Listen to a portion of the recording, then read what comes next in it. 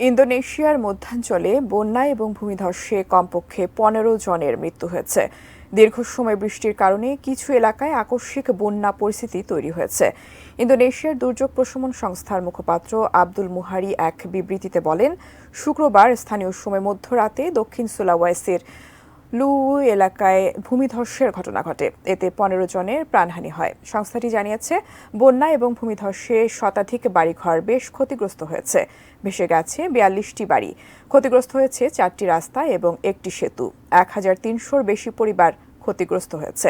বন্যার কারণে শতাধিক মানুষকে মসজিদ বা অন্যত্র সরিয়ে নেওয়া হয়েছে।